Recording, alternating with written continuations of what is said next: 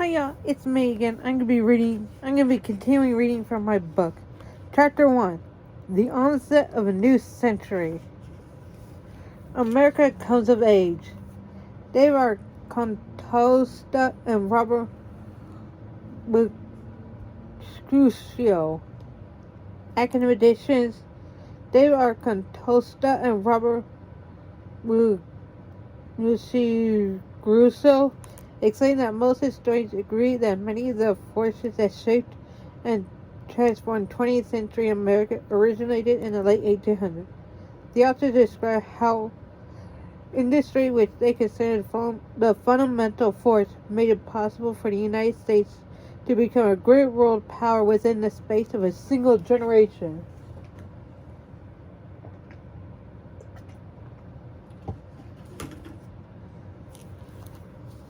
When did the 20th century begin? Most answer January 1st, 1900. But in fact,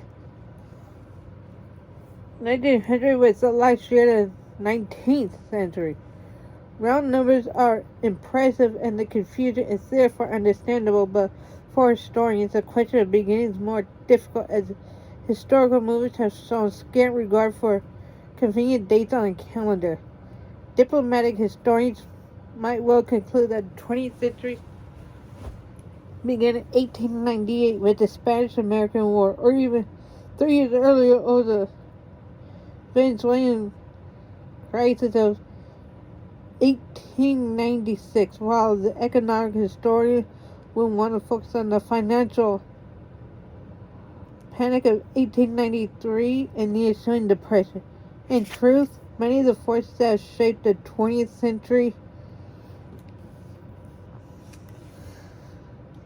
had their origin in the latter decades of the 19th century, in particular in the 1890s. Chief among them was industrialization. It was industry that attracted natives and immigrants alike to the cities that undetermined the personal element and economic exchange, and that prompted most of the cries for social, economic, and political reform.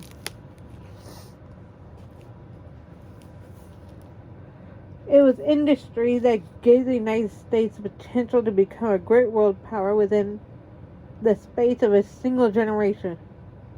With rapid industrialization and urbanization had come numerous growing pains and the need for large-scale readjustment. While a handful of daring entrepreneurs had reaped the undreamed of fortunes, others were left behind in the wake or became hostages of the new machinery and industrial organization. And as more and more Americans came to depend on factories for jobs, economic depressions became increasingly severe and widespread. Loud protests and demands for governmental action understandably arose. Workers tried to organize and struck for better pay and safer working conditions. Farmers formed Grangers, alliances, and finally the Populist Party. Consumers and small businessmen demanded curbs on big business, while Midwestern farmers and others dependent upon the railroads pushed for regulation of the freight rates. Congress created an Interstate Commerce Commission in 1887. 3 years later passed the Sherman Antitrust Act. Both were disappointing in many respects, but the way had been opened for more effective regulation in the future. Politics were also in need of reform as the century came to a close.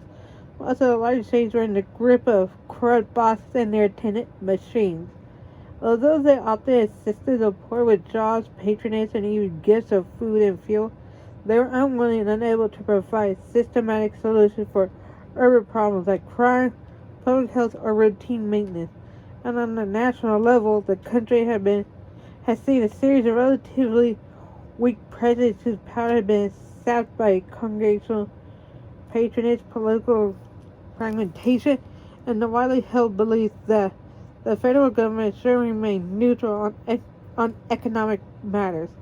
The election of William McKinley to the presidency in 1896 signaled a shift toward Republican predominance in the beginnings of a more effective executive branch, but few could appreciate the change. Please rate, comment, and subscribe down below. And on TikTok, please comment, like, and follow me. Okay, bye.